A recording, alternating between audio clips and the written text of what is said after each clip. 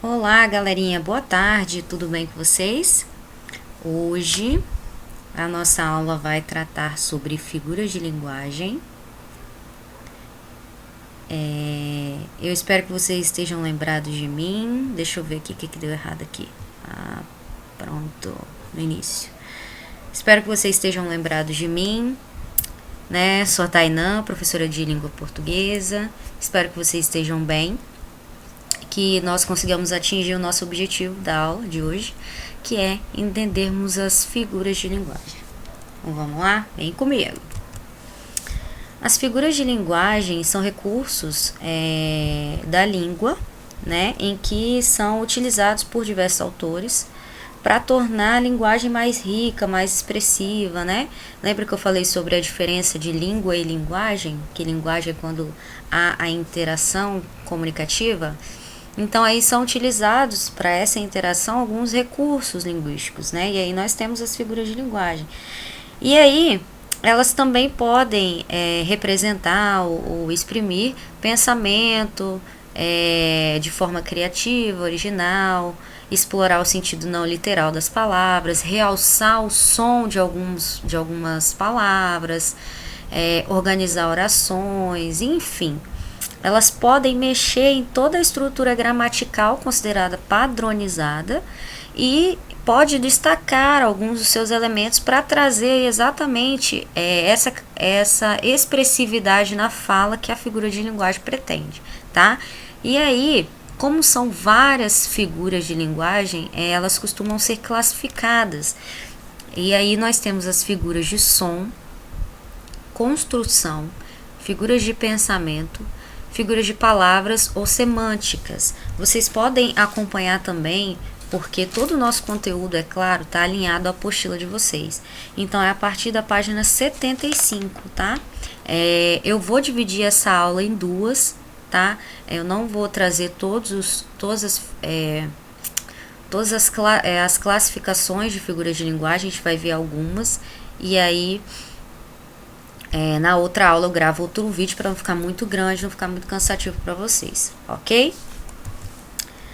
Vamos para as figuras de som, né, ou sonoras. O que elas são? As figuras de som, né, ou sonoras, como o próprio nome diz, é que se utilizam efeitos da linguagem para reproduzir os sons, gente. Então, assim, se a gente está escrevendo, se a gente está reproduzindo uma fala ou um som, como que a gente vai fazer? Através de determinadas palavras.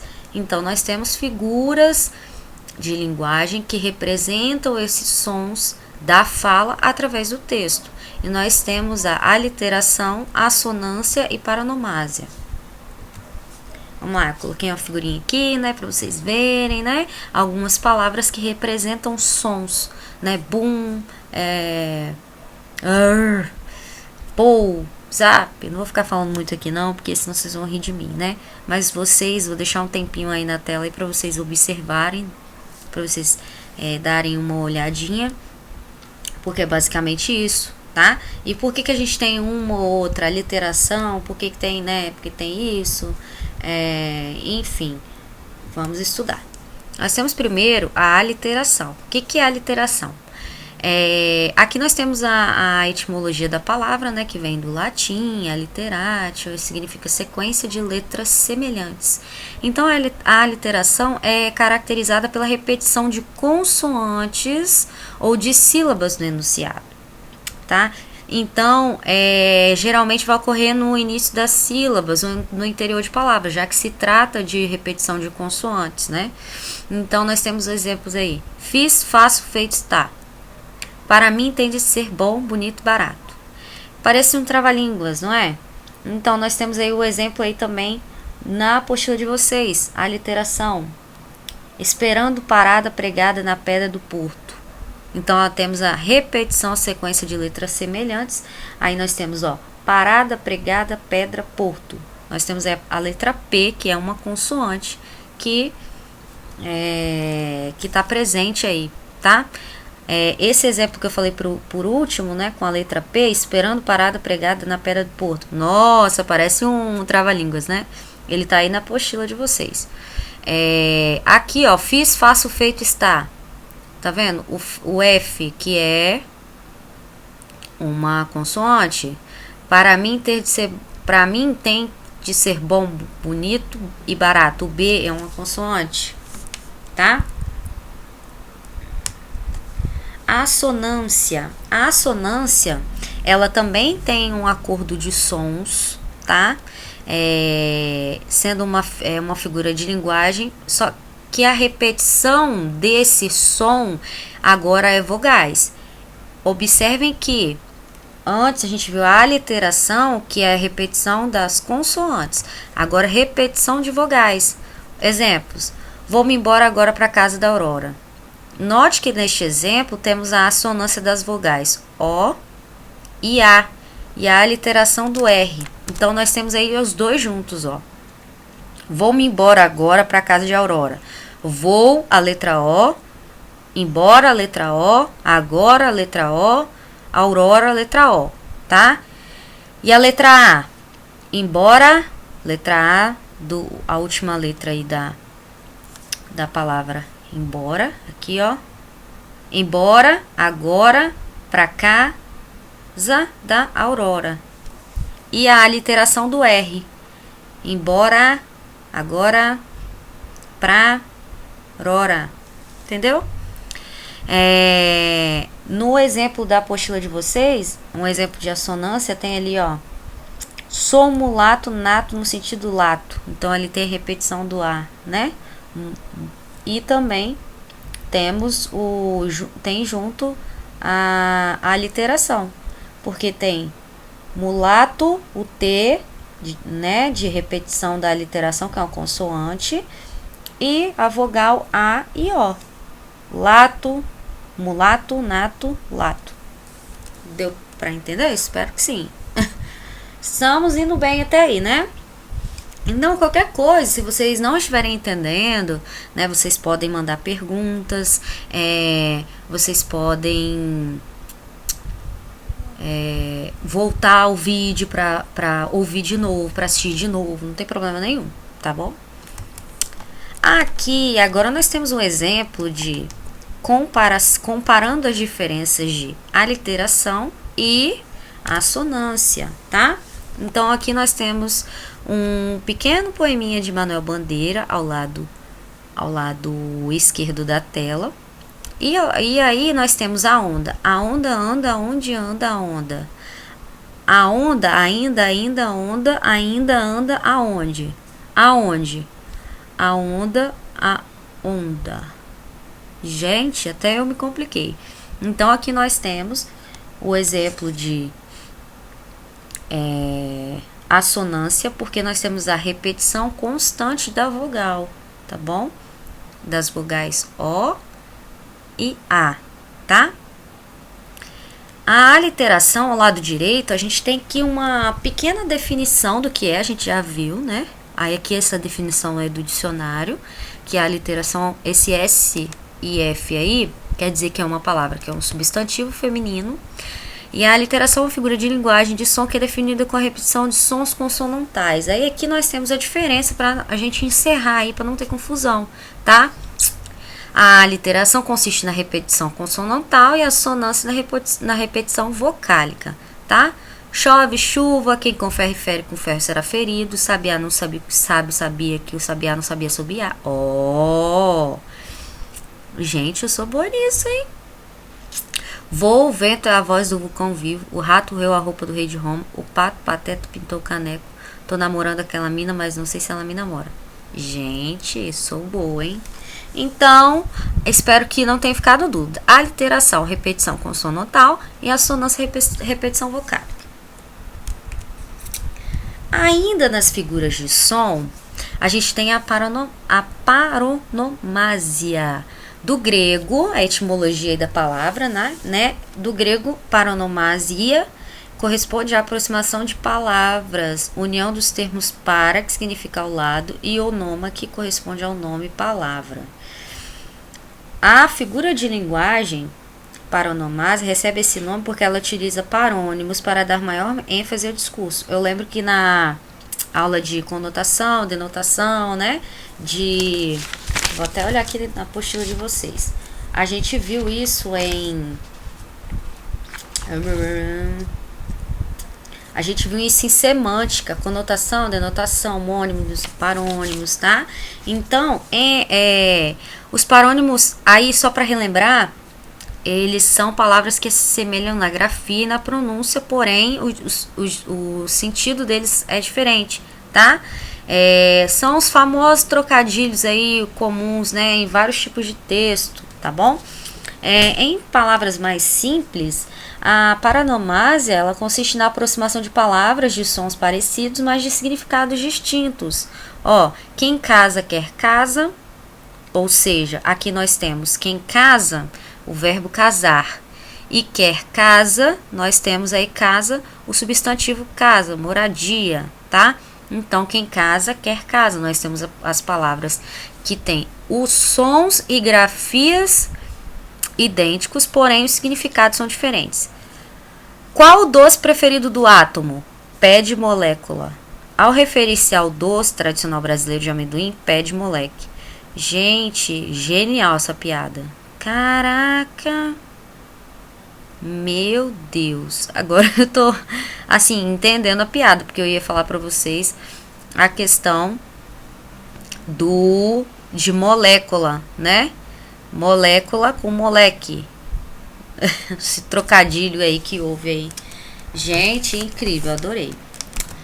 Aí temos agora alguns exemplos de paronomásia. Agora nas tirinhas, tá? Nós temos aí, primeiramente aí, o Chico Bento em apuros, coitado. Acorda, Zé Lelé, rápido, acorda. Pra que eu não tô dormindo? Então aí nós entendemos que esse acorda, ele tá pedindo, ele tá em apuros, né? Então acorda aí no caso acorda o objeto, né? Para poder ajudar ele a sair de onde ele estava ali no perigo. E o Zé Lelé entendeu que o Chico Bento queria que ele acordasse, né? Mas não houve assim, né? Uma comunicação correta, né? Vamos lá, outro exemplo. Nós temos aí o jogador e o político. Perdi o pênalti por causa da grama. Perdi o escrúpulo por causa da grana. Então nós temos aí palavras com sons parecidos, a grafia parecida também, porém nós temos significados diferentes. E se a gente for interpretar essa charge, isso é uma charge? Eu acho que é um cartoon. Se a gente for interpretar isso aí, são as desculpas que eles deram para as atitudes incorretas que eles cometeram. Eu perdi o pênalti por causa da grama. A grama estava, né, incorreta ali para mim e tudo mais. E o político, perdi o escrúpulo por causa da grana, né? Ele foi corrompido ali naquele momento, tá bom? Gente, deixa eu só conferir aqui se tá gravando, porque tá assim. Porque eu sou meio nova nesse aplicativo. E eu sempre tenho medo de estar aqui falando o tempo todo. Já pensou? Falar a aula todinha e não ter gravado nada. Mas vamos lá. Agora, figuras de construção ou sintaxe. Tá, já vamos lá. Nós ainda estamos na página 75. As figuras de construção ou figuras de sintaxe, elas são desvios que são evidenciados na construção normal do período. Elas ocorrem na concordância, na ordem, na construção dos termos da oração. O que isso quer dizer? Que ela está relacionada à construção da oração. Pode parecer errado, vai ter uma construção ali incorreta. No caso, a gente vai estudar a elipse, zeugma, polissíndeto, assíndeto, inversão e silepse. E aí, pintamos casas a domicílio. Vão parecer palavras que são expressões que são erradas, mas às vezes elas são utilizadas propositalmente para atingir determinado objetivo, tá? Vamos lá, pintamos casas a domicílio. Gente, como isso? Como assim, né? Pintamos casas a domicílio. É claro, mas o que tá querendo dizer, né? É claro que a gente pinta a casa a domicílio, porque a gente vai pintar a casa e a casa está no domicílio. Mas que ele provavelmente quis dizer que a pessoa vai até a casa para pintar a casa, mas que é o óbvio. Enfim, a gente vai ver isso mais à frente. Proibido barulho sonoro. Gente, barulho é sonoro, né? Peixaria, temos peixe. É mesmo? Não sabia que tinha peixe na peixaria. Proibido comércio ambulante de camelô sem autorização. Caramba, proibido comércio ambulante de camelô sem autorização. Ambulante já é camelô. Então, assim, tem uma coisa assim, uma coisa de errado não tá certa, né? Use saia. Saia de noite, saia de dia, saia sempre. Então, a gente vai ver por que tem essas construções, quais são os objetivos de construções como essas, né? Então, vamos lá. Primeiro vamos começar com a elipse, também está na mesma ordem da apostila de vocês, porque eu sou uma professora bem, que gosta tudo na ordenzinha, né? A elipse é quando tem uma omissão de uma palavra que a gente consegue identificar de forma fácil. Por exemplo, tomara você me entenda. Aqui nós temos a omissão do quê? Mas a gente sabe que quem tem que entender é com quem eu me refiro. Tomara que você me entenda, né? Aqui nós temos um quadrinho, uma tirinha abaixo, que aí a Helga e eu esqueço o nome dele. Esqueci, eu sei o nome dela. Ela tá lá pensando, a gente veio um balão de pensamento. Primeiro ele começou a beliscar entre as refeições. Depois a comer sanduíche entre as refeições. Agora ele come refeições entre as refeições. Então nós temos aqui, na primeira imagem, ela fala beliscar, o verbo beliscar. Ele começou a beliscar entre as refeições. Depois, no lugar dela falar ele começou de novo, ela evita essa repetição, porque a gente já sabe que a gente já subentende, né, que ele começou a comer sanduíche entre as refeições, tá bom? Então, quando a gente tem a omissão de uma palavra que a gente já conscientemente, inconscientemente, na verdade, a gente já vai subentendendo ela, ok? Ó, gente, tô falando rápido, é pro vídeo não ficar muito grande, para não ficar muito carregado, tá? Mas vai dar tudo certo, vocês vão entender. Como eu disse, qualquer coisa vai ficar disponível lá no YouTube. Vocês voltem, assistam quantas vezes vocês quiserem, façam perguntas que eu respondo, ok? Aí nós temos também como figura de construção zeugma, que é a omissão de uma palavra pelo fato dela já ter sido utilizada antes, tá? Então aí a gente consegue ter a omissão por um motivo, ela já foi dita antes. Ó, um exemplo: fiz a introdução, ele a conclusão. Eu não precisei falar fiz a introdução e ele fez a conclusão. Por quê?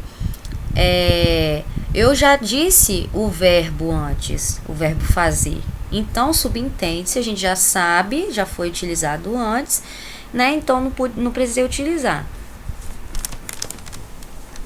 Mais uma vez, a gente tem uma tirinha aí para representar.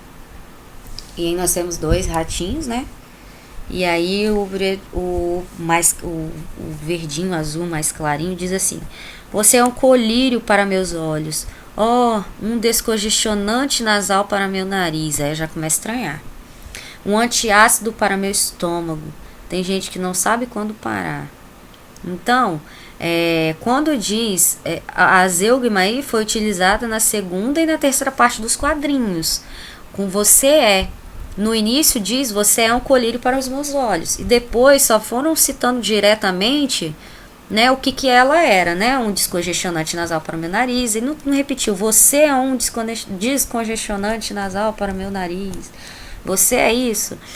Então, nós temos aí a omissão porque já foi dita anteriormente. Agora, elipse e zeugma. Por que tem esse aí? Eu resolvi colocar isso aí. Por quê? Porque os dois, se a gente for parar para pensar, os dois têm omissão. Ai, meu Deus.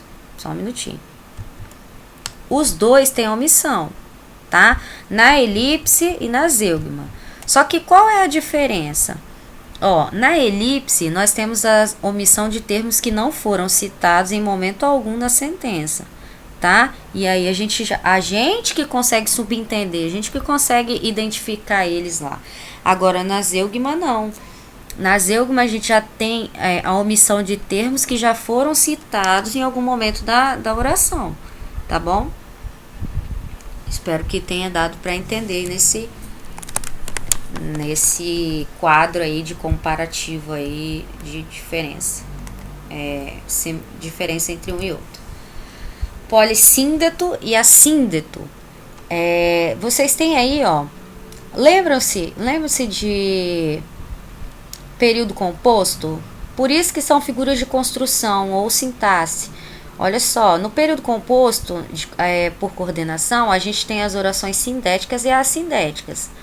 E a oração coordenada ligada por conjunção é chamada de sindética, e a que não é ligada por conjunção é chamada de assindética.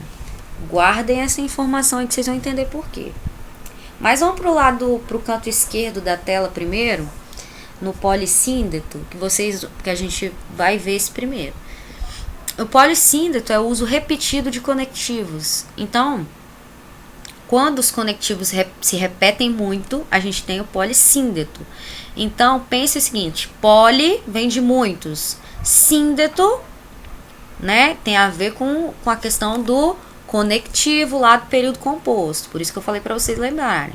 Então, nós temos um exemplo aí, as crianças falavam e cantavam e riam felizes. Nós temos aí a letra E aí funcionando como conjunção coordenativa aditiva aí nessa frase, tá? E aí embaixo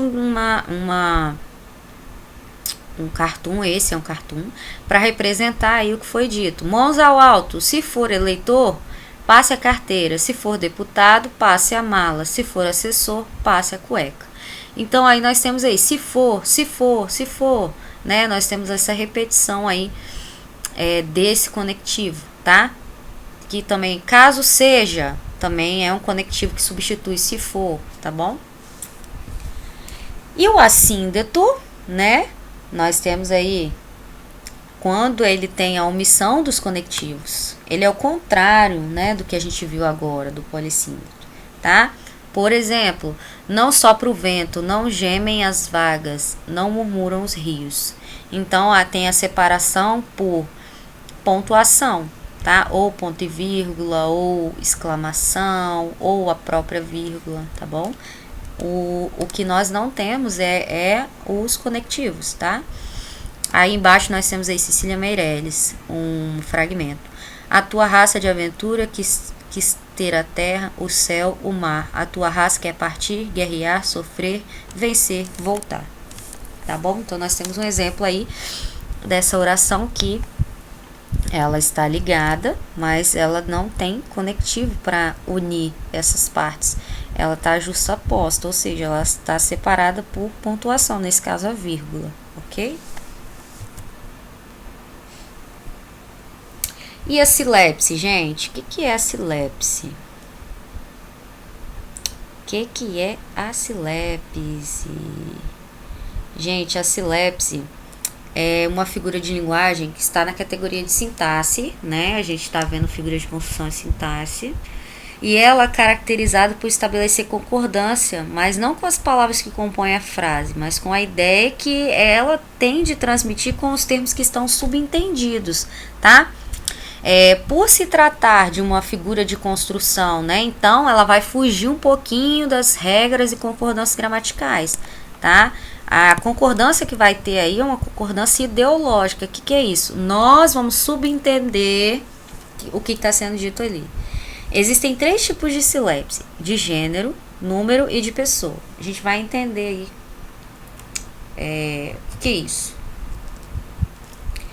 A silepse de gênero é quando há discordância entre os gêneros feminino e masculino, a de número, discordância entre o singular e o plural, e a silepse de pessoa, discordância entre o sujeito e o verbo, tá? O sujeito vai aparecer em terceira pessoa e o verbo na primeira pessoa do plural. Exemplos, né? Silepse de gênero. A velha São Paulo cresce a cada dia. No primeiro exemplo, notamos a união dos gêneros masculino, São Paulo, e feminino, velha, tá? A velha São Paulo, quando fala velha, fica subentendido o quê? A velha cidade de São Paulo cresce a cada dia. Mas aí a gente tem a silepse, né? Que aí a velha São Paulo cresce a cada dia. Professor, você quer dizer que isso está certo? É uma figura de construção, né? Dependendo do tipo de interação que for acontecer. Lembra que a gente está vendo figuras de linguagem? E a linguagem acontece na interação comunicativa. Dependendo da interação comunicativa que será realizada, pode utilizar. Silepse de número. O povo se uniu e gritavam muito alto nas ruas. Nós, nesse exemplo, no segundo exemplo, que é nesse exemplo do povo, a gente usou o singular e o plural, por isso que é silepse de número. Por quê? Povo, apesar de representar mais de uma pessoa, é uma palavra que está no singular. E aí gritavam, que é o verbo que deveria concordar com uma palavra, com o povo, está no plural. Mas é uma silepse de número, né? Para indicar isso aí. O povo se uniu e gritavam muito alto nas ruas. Tá bom? Silepse de pessoa. Três são as pessoas gramaticais que a gente conhece. A primeira, a segunda e a terceira, né? A primeira é a pessoa que fala. A segunda é com quem se fala. E a terceira é aquela pessoa fofoqueira, né? É de quem se fala. A silepse de pessoa ocorre quando há um desvio de concordância. O verbo, mais uma vez, não vai concordar com o sujeito da oração, mas sim com a pessoa que está inscrita no sujeito. Como assim? Olha o exemplo. Todos os pesquisadores estamos ansiosos com o congresso. Nossa, professora, que gastura dessa frase. Pois é uma figura de construção. Porque quando ele fala todos os pesquisadores estamos, e a pessoa que fala, que é a primeira pessoa, ela se inclui aí nessa fala. Olha o trechinho que eu escrevi aí. Nesse exemplo, o verbo não concorda com o sujeito, e sim com a pessoa gramatical, ou seja, pesquisadores, que está em terceira pessoa, tá?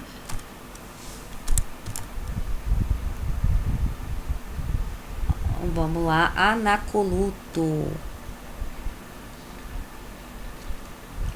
Anacoluto. Tô só procurando onde tá. Tá na página 76, tá? Virem aí na página 76. O que é anacoluto, gente? Consiste em deixar um termo solto na frase. Normalmente, isso ocorre porque se inicia uma determinada construção sintática e depois muda para outra, tá? Grosso modo, tá aí do lado esquerdo da tela, é a mudança repentina na estrutura da frase. Como a gente está lidando uma figura de linguagem de construção, né, são as que nós estamos vendo agora, então ele vai mudar repentinamente a estrutura. Tem um exemplo escrito aí do lado esquerdo: parece que estou ficando zonzo. Então, parece que eu estou ficando zonzo, mas aí houve uma mudança repentina na estrutura da frase, tá? Isso é muito utilizado na fala, na interação, quando a gente muda de ideia na hora da fala, e aí, né, repentinamente. Do lado direito temos um exemplo aí visual, né, com uma imagem. A emoção acabou. Que coincidência ao amor, a nossa música nunca mais tocou. Então, nós temos aqui, a emoção acabou. Que coincidência ao amor, a nossa música nunca mais tocou. Então, nós temos aí, parece que são frases soltas, né? Que são frases, como diz ali na apostila de vocês, parece que são termos soltos na frase, né? Mas que mudam repentinamente na estrutura da frase, mas que querem trazer uma determinada informação. Pleonasmo. Ainda está na apostila 76. Pleonasmo é a repetição da palavra ou da ideia contida nela para intensificar o significado. Muitos autores criticam o pleonasmo, tá? Mas nada mais é, o pleonasmo nada mais é do que a intensificação da ideia contida, né? Por exemplo, a mim me parece que isso está errado. Parece-me que isso está errado. Né? Nós, capixabas, utilizamos o pleonasmo o tempo todo. Porque nós negamos e afirmamos algo mais de uma vez, tá? Por exemplo, e aí, vamos dar um rolê, tal, não sei o que, vamos lá na festa tal. A gente não tá indo pra festa nenhuma, né? Com esse negócio de coronavírus. Mas, se não tivesse, eu falasse, e aí, vamos no aniversário de fulano e tal. Eu falo, pô, cara, eu tô cansado. Não vou, não. Ó, negou 2 vezes. Não vou, não.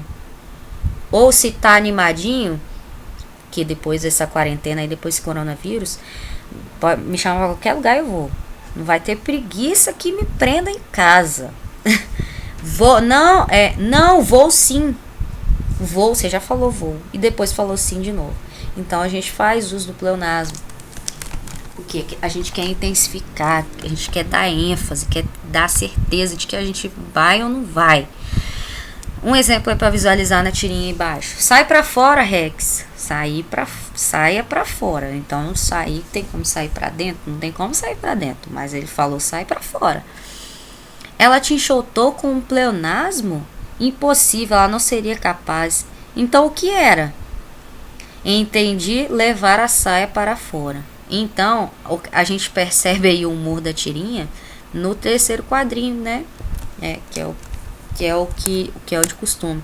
Então, ele não considerou que foi um pleonasmo, e sim, ele fez um trocadilho aí, né? Nós temos aí, nessa mesma tirinha, a gente tem o que, gente? Nós temos uma figura de som, né? Que nós temos figura de som. É uma figura de som. Que nós temos os sons, né? Parecidos, mas o som e a grafia parecido, porém, o significado é diferente, né? Que aqui ela falou sair e ele falou saia, né? Ele entendeu saia, que era a saia de sua dona. Provavelmente é a sua dona, né? Nós temos também a anáfora. O que é a anáfora, gente? Anáfora é repetição de uma ou mais palavras de forma regular. Que é isso? Exemplo, se você sair, se você ficar, se você quiser esperar, se você qualquer coisa, eu estarei aqui sempre para você. Ah, que lindo, gente. Eu tô muito romântica. Do lado esquerdo da tela, acabei de ler, tá? Mas agora nós temos um exemplo meio cômico. Doutor, eu tô com falta de ar. Só? Pois esse hospital tá com falta de leito, falta de médico, falta de medicamento, falta de verba, falta disso, falta daquilo. E o pau tá quebrando. Mas enfim, entenderam? Nós temos a repetição de uma ou mais palavras de forma regular. Tá? Nós temos ali um regulamento. Temos aí também, ó, na própria postura de vocês, amor é um fogo que arde sem se ver, é ferida que dói e não se sente, é um contentamento descontente, é dor que desatina sem doer. Muito lindo, né? Então nós temos a repetição regular de uma ou mais palavras, ok? Partimos então agora para as figuras de pensamento, tá? E aí, já vou adiantando para vocês que para a próxima aula nós teremos, vou fazer um outro vídeo separado desse, com figuras de palavras e vícios de linguagem, porque é muita coisa, tá bom, gente?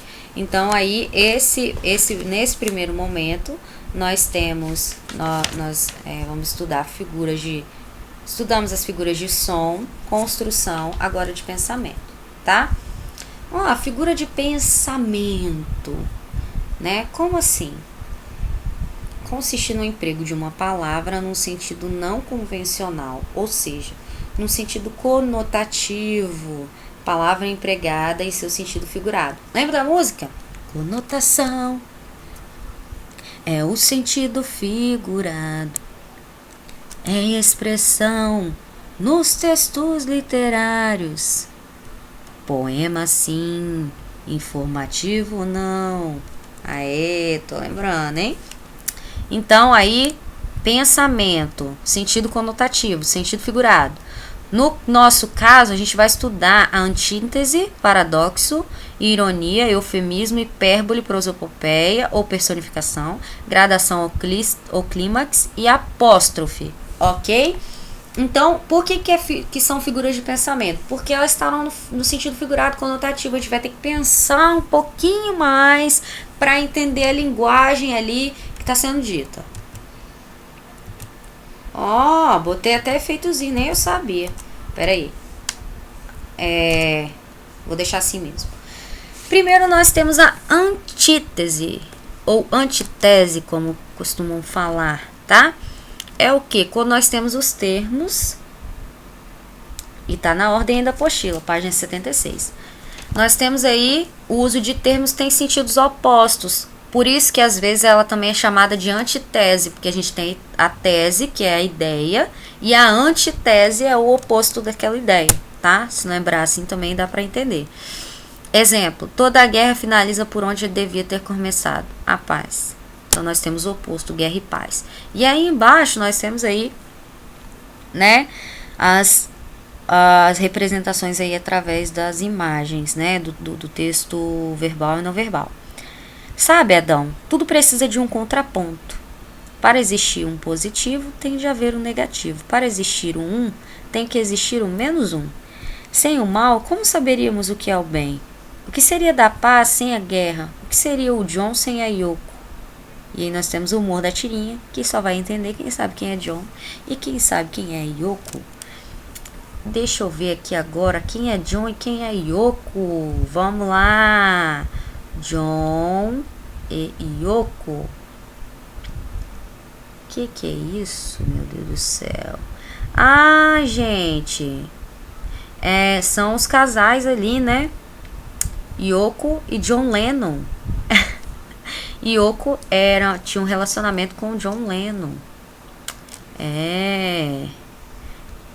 Que interessante, um casamento polêmico.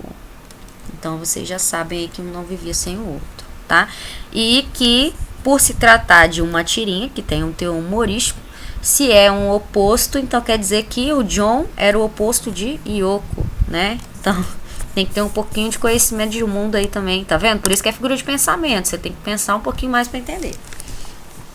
Do lado esquerdo, nós temos aí: me disseram que você está fazendo um curso de ensino à distância. E bota a distância nisso, fechar a escola perto da minha casa. Então aí nós temos, né, a figura de pensamento representada pela antítese, em que é o oposto, né? Ensino à distância, quer dizer o quê? Eu estou estudando à distância, não porque é longe, mas porque eu preferi esse tipo de ensino. E uma vez que ele entendeu o oposto, né? A ideia de ser longe, ok? Paradoxo. Paradoxo representa o uso de ideias que têm sentidos opostos, não apenas de termos, como na antítese. Então, antítese. Não confundir o paradoxo com a antítese. Por quê? Vamos voltar aqui. Nós temos termos de sentidos opostos. E no paradoxo nós temos ideias que têm sentidos opostos, não apenas palavras, não apenas termos, como lá antes. Aqui a gente tem guerra, paz, mal, bem, positivo, negativo. Aqui não, aqui a gente tem ideias, tá bom? Exemplo, estou cego de amor e vejo o quanto isso é bom. Como é possível alguém estar cego e ver? Então a gente tem o paradoxo aí da ideia. Quando eu falo estou cego de amor e vejo o quanto isso é bom, estou cego de amor não quer dizer que ele está cego também, não está enxergando nada. Quer dizer que o amor o cega, o amor não faz ele enxergar as coisas de ruins que tem no mundo. E isso é bom. né? E aí ele vê o quanto isso é bom, tá? Então essa ideia aí de paradoxo, nós temos essa ideia, a gente sabe que o que está sendo dito aí é: estou cego de amor, porque quando eu estou amando, quando eu estou apaixonado, eu não vejo as coisas ruins ao meu redor, só vejo coisa boa. E aí, quando eu estou cego de amor, eu vejo o quanto isso é bom, tá bom? Muito poético. Aí temos aí para representar: toda certeza é relativa. Tem certeza, professor? Absoluta. Então nós temos um paradoxo, porque essa ideia de toda certeza é relativa, que quer dizer que toda certeza pode ser repensada de acordo com determinados contextos, né? E aí eles perguntam: tem certeza, professor, que é relativo? E ele diz: absoluta. Se ele tem certeza absoluta, como que ele fala que a certeza é relativa? Então a gente tem um paradoxo aí, né? Se você não entendeu, volte aí, minha vozinha linda, você vai entender. Vozinha linda, né? Pode ser uma ironia também, né? Que eu esteja utilizando. Porque a ironia é a representação do contrário daquilo que se afirma. Por ser uma figura de pensamento, a gente tem que pensar muito bem o que está sendo dito ali para não ser mal interpretado também, né? Porque às vezes a pessoa não está sendo irônica e aí a gente levou uma patada e não percebeu, né? Exemplo: é tão inteligente que não acerta nada. Ó, foi irônico, né? Vai depender da entonação também. Aí embaixo aí nós temos o desenho para representar: quem foi o inteligente que usou meu notebook e apagou tudo que estava gravado? Então a gente percebe a ironia aí, além de ter as representações gráficas aí que nos permitem fazer essa interpretação, a gente entende também que quando ele fala: quem foi o inteligente que usou meu notebook e apagou tudo que estava gravado?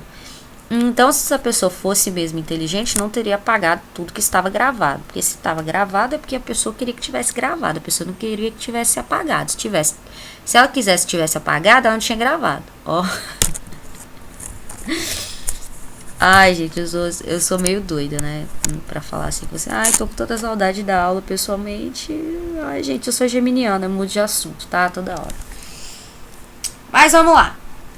Deu pra entender, né? Ironia que os adolescentes praticam no dia a dia, né? Vocês praticam, tudo mais. Eufemismo é utilizado para suavizar o discurso, bebê. Eu quero ser mais suave, eu quero ser mais zen na hora de falar, eu quero ser menos grossa, né? Então, quando eu falo assim: entregou a alma a Deus. O que é isso? Informar a morte de alguém. Passou dessa para melhor, né? Tem um exemplo aí, deixa eu ver o exemplo da postura de vocês. Ele enriqueceu por meios ilícitos. O que é isso? Ele roubou.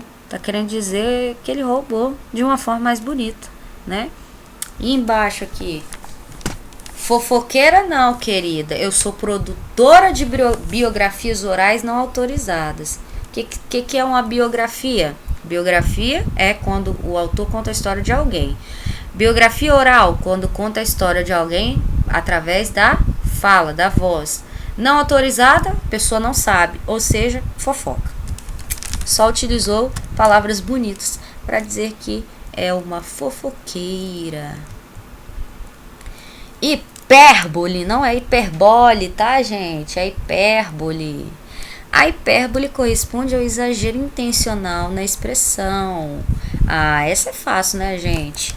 Nossa, vocês falam: tô morrendo de fome. Essa aula não acaba nunca. Enfim, nós temos aqui: tô ficando atoladinha, tô ficando atoladinha. Viu como eu canto bem? Aham. Aposto que Elis Regina está morrendo de inveja. Eu sou sinistro. Então aqui nós temos a hipérbole e ironia, se vocês forem prestar atenção. Por quê? Elis Regina está morrendo de inveja. Que Deus a tenha. Que ela morreu. Tem tempo. Está morrendo de inveja. Morrendo de inveja. A pessoa está morrendo, né? O que é isso? É uma hipérbole, é um exagero intencional. E também temos além da hipérbole aí, nós temos também uma ironia. Por quê?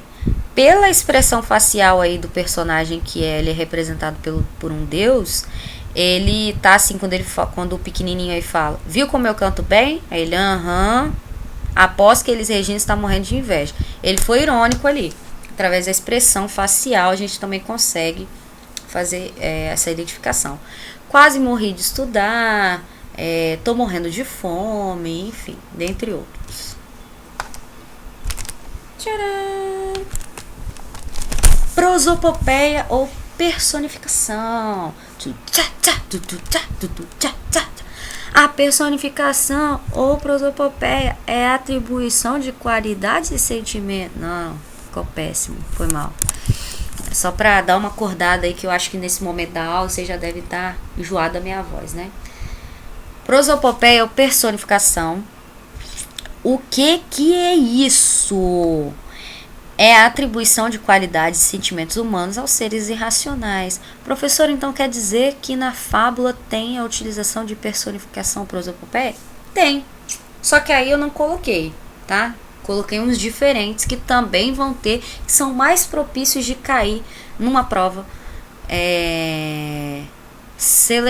de seletivo, tá? De processo seletivo. Vamos lá. No primeiro, nós temos a Mafalda, né? Que vocês amam ela. E aí nós temos... É Manolito? Não é o Manolito. É um outro, que eu esqueci o nome agora. Você leu isso? Aqui diz que a TV é um veículo de cultura. Um veículo de cultura? Aham. Se eu fosse a cultura, saltava do veículo e ia a pé. Então, nós temos aí a personificação da televisão e da cultura como veículo. Veículo aí não tá querendo dizer que eles vão sair dirigindo, não. Que a TV vai sair sair arrancando pneu, não. Tá? Outra coisa, outro exemplo. O exemplo escrito aí. O jardim olhava as crianças sem dizer nada. O jardim tem 2 olhos? Não sei, né? Depende do filme, né? Da ficção científica que tiver aí. Mas tá querendo dizer que as crianças estavam no jardim ali, silêncio, né? Embaixo nós temos Chico Bento e o Zé Lelé, mais uma vez, nos acompanhando. E aí o Zé Lelé tá lá se olhando no espelho. Chico Bento chega e diz: tá se olhando no espelho, Zé Lelé? E eu não. Ele é que tá me olhando. Então nós temos aí a presença de personificação do espelho, né? Que foi atribuída a ações humanas do espelho. Como assim o espelho olha alguém, gente? Não tem como, né? A gente não tem entendimento, não tem como ter esse entendimento disso, não tem explicação, não. Mas é isso. Gradação ou clímax? Deixa eu ver onde nós estamos. Gradação ou clímax? Ainda na página 7,6. A gradação é a apresentação de ideias que progridem de forma crescente ou decrescente. Anticlímax. Exemplo. Inicialmente calma, depois apenas controlada até o ponto de total nervosismo. No exemplo acima, acompanhamos a progressão da tranquilidade até o nervosismo. Clímax, gente, na narrativa, em textos narrativos, ele é a gradação. O que é? É um momento de estouro da narrativa. Quando tá ali, começa calmo, aí vai, aí chega no ponto de clímax, que é quando tem o conflito da narrativa. É exatamente isso, tá? Vamos lá. Mafalda de novo. Só lembro que a Cegonha me trouxe, decolou de Orly às 17h22, hora de Paris, é claro. Depois fizemos uma escala em Dakar, outra no Rio, onde trocaram uma pena que não estava boa. E finalmente ela me deixou aqui. Mas não me lembrei de perguntar para que ela me trouxe. Então nós temos uma progressão que vai de tranquilidade até o nervosismo, que é o quê? No caso da tirinha, por que ela me deixou aqui? Por que ela me trouxe para cá? Né? Teve toda essa gradação aí até chegar esse momento aí de nervosismo. Apóstrofe, parece até apóstolo, né, que tá falando apóstrofe, né? Nós temos aí a apóstrofe, é a interpelação feita com ênfase. Então, por isso tem esse nome forte. apóstrofe. Exemplo, ó céus, é preciso chover mais. Desculpa, fiz as entonações incorretas. Ó céus, é preciso chover mais. Então ali temos a questão da apóstrofe, da ênfase, né? Geralmente nós tem a utilização do vocativo, né? Do chamamento. Ó, exemplo aí, ó. Olha, um recado do Nietzsche. Ai meu Deus, ele vai me matar. O que eu faço? É o fim.